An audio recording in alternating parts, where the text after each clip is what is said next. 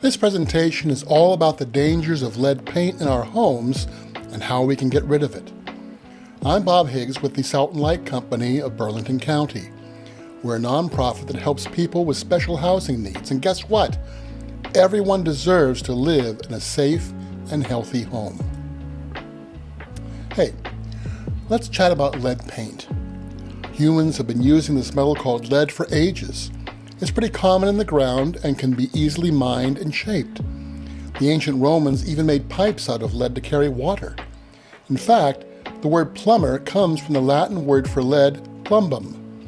That's why the chemical symbol for lead is Pb. Lead has many uses, but it's important to be aware of its potential risks.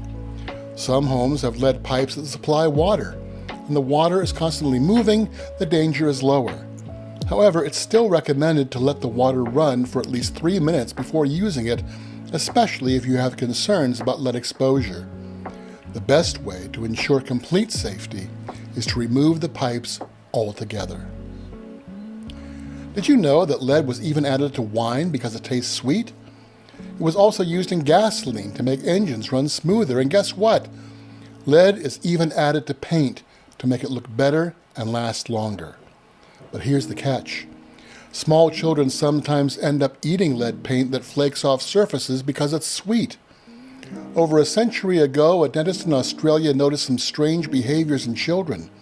He found high levels of lead in their baby teeth and concluded that lead was the problem, mostly coming from paint. Thanks to his efforts, lead was banned in Australia in 1918. However, the American lead industry was able to resist banning lead in paints until 1978. We started reducing the amount of lead in paint in the 1940s, but it was still legally available until 1978. Lead can easily get into your bloodstream. Flaking paint makes little chips. Lead dust is made when surfaces with lead paint rub together. It sticks to clothes like glue. People who work with lead have been known to bring it home, and their kids get lead poisoning just by hugging their parents. Lead can be found in the ground. There are old factories that were painted with lead paint, and now they're starting to crumble. The paint is even floating in the air around us, and guess what? Bridges are still painted with lead paint because it's so durable. So in a way, we really can't escape getting lead into our bodies. Lead is a toxic substance that enters the body and replaces calcium in our bones and teeth. Children, especially during their growth phase, are particularly vulnerable to lead exposure as it easily attaches itself to their bodies. Lead can have serious effects on the nervous system, leading to lower intelligence levels, ADHD, and other behavioral issues. In fact, over half the inmates in our jails have high levels of lead in their bloodstreams. For children, the damage caused by lead exposure is irreversible. Lead exposure during pregnancy can harm the fetus and cause high blood pressure and physical fatigue in adults. While lead levels can be reduced in adults, it's a long and painful process. Lead poisoning can be tricky to diagnose because its symptoms are similar to those of other illnesses. The only way to know for sure if you have lead in your body is to get a blood test. Now here's a short video about lead poisoning. It was originally made in Portland, Oregon, but don't worry, the information is just as relevant here.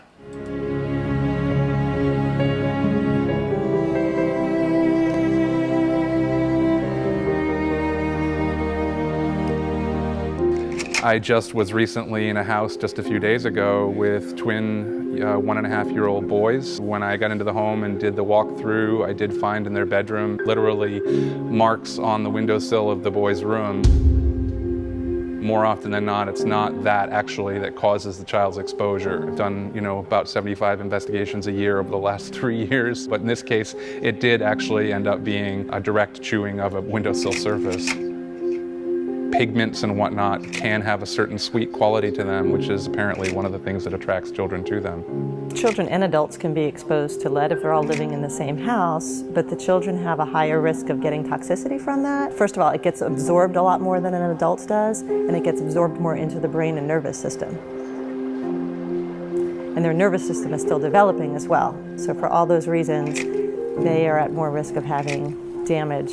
Lead poisoning, while it may manifest in certain types of behaviors, they are very, very hard to distinguish. Maybe just have impaired memory, short-term or long-term memory. Excitable behavior, hyperactive or attention deficit. Some hearing loss has been associated with that. But any damage that's been done to your brain or nervous system, that's irreversible. Irreversible. New Jersey is famously known as the Garden State, but let's not forget that industry has always been a significant part of our economy. Remember the iconic Trenton Makes Bridge that symbolizes our past? In Camden, there used to be an old RCA factory on the waterfront that produced TVs. Unfortunately, the soil was heavily contaminated with various chemicals. We're all familiar with the Superfund program, which is dedicated to cleaning up these toxic substances. Despite our deep love for our home, we are unfortunately swimming in a toxic bath every day. Now, New Jersey is an older state, and we have lots of old houses here, especially in the cities. These houses were painted with lead paint, which is still there, and the lead paint is still getting into the bodies of children. That lead paint is hurting children. It affects behavior and school performance.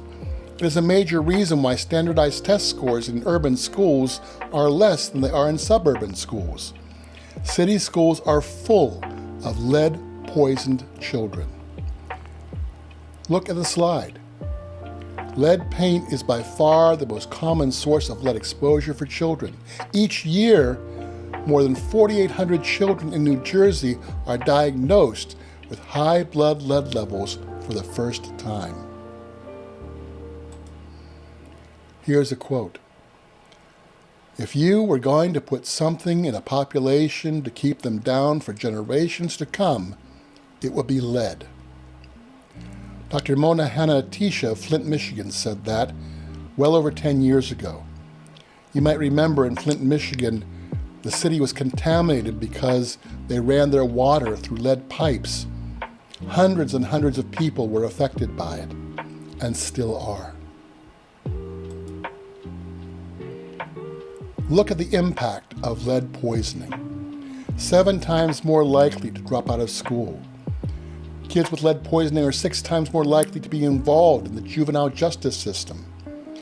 They are 30% more likely to fail 3rd grade reading and math tests. Lead exposure explains 37 to 76% of the racial disparities in educational test scores. These numbers are concerning. Lead poisoning is a real issue in Burlington County, and it's heartbreaking to think about the number of children who have been affected over the years. Lead paint is a common issue in Burlington County because most homes here were built before 1978 when lead paint was banned. In fact, over 20% of the homes in Burlington County were built before 1940 when lead paint was the only kind of paint available. The fact is, lead paint might be hiding in plain sight in our homes. Now, walls are usually painted with latex, but if lead was used, it was likely covered with multiple layers of latex. Take a look at this slide. Lead paint was commonly used in areas that saw a lot of wear and tear, like doorways, hallways, and staircases. It was durable, so places that were likely to get bumped, scraped, or kicked would have been painted with lead paint back then. So what's the plan? Removing all the lead from a home is a tough job, but we can definitely get a lot of it out. It's a pricey process, though, and not everyone can afford it. But hey, the dangers of lead paint in our homes are finally being recognized, and we can do something about it. In the mid-2010s, the New Jersey Department of Community Affairs launched the LRAP program. LRAP stands for Lead Remediation and Abatement Program. It started in cities like Trenton and Camden and quickly became a hit, making homes safer. Last year, New Jersey got a federal grant to expand LRAP because there are hundreds of thousands of homes in our state that need it. The Lead Remediation and Abatement Program is a fantastic initiative in New Jersey that helps reduce lead paint levels in homes. It's designed for families with specific income requirements and who live in single-family homes, duplexes, and small apartment buildings. The home must have lead paint detected and be in good shape. LRAP isn't meant to fix up the whole house. There are other programs for that. But if a family qualifies, the state will pay for all the costs of significantly reducing lead levels in the home. DCA has divided the task of providing lead paint services among over 30 agencies across the state. I work for the Salt and Light Company, and we're based in West Hampton. We cover properties all over the county. We reach out to municipalities, community organizations, churches, schools, and other places to let people know about our services. So here is how you can get into the LRAP program. If your home was built before 1978, it might have lead paint. If your household income is less than 80% of the median for Burlington County, we can come and inspect your home for lead paint. By the way, in Burlington County, if you have a family of 4, your household income has to be less than $91,000. We will work with you to gather all the necessary information. Someone from our company will visit your home to test for lead paint. We use a special device that can measure for lead without having to scratch surfaces or apply chemicals. If we find lead, we'll send a professional lead inspection company who will spend an hour or so testing every surface of your house.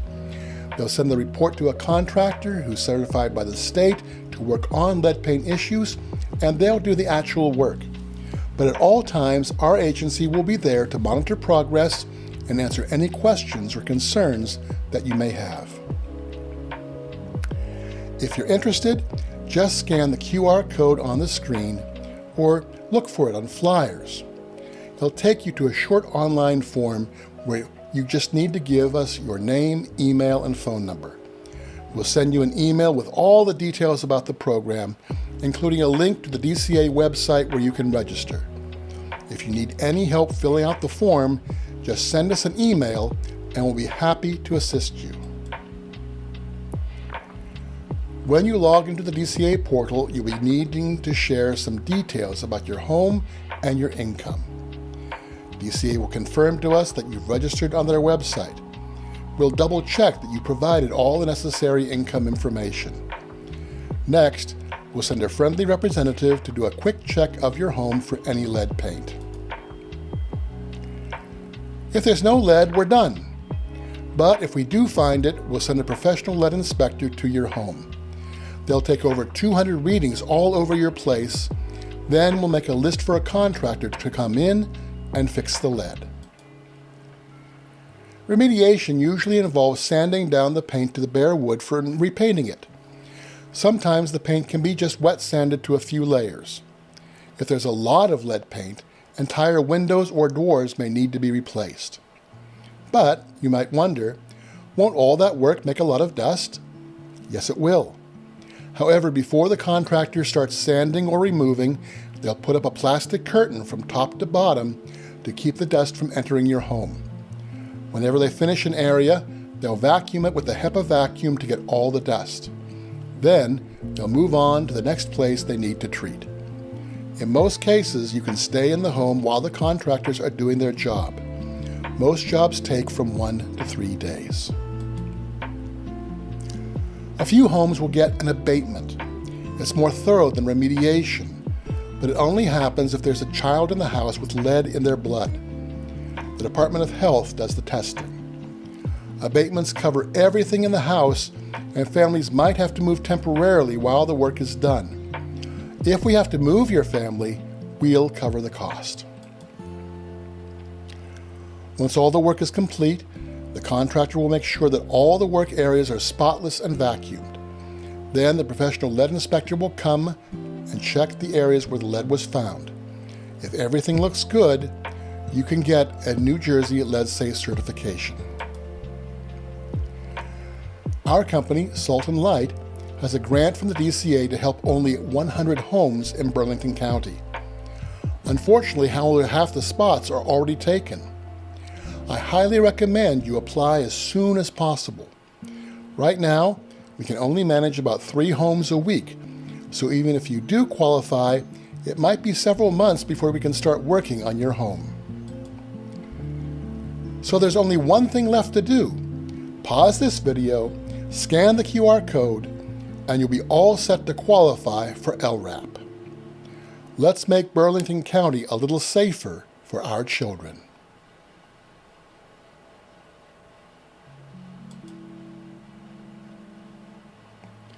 Thank you for your time.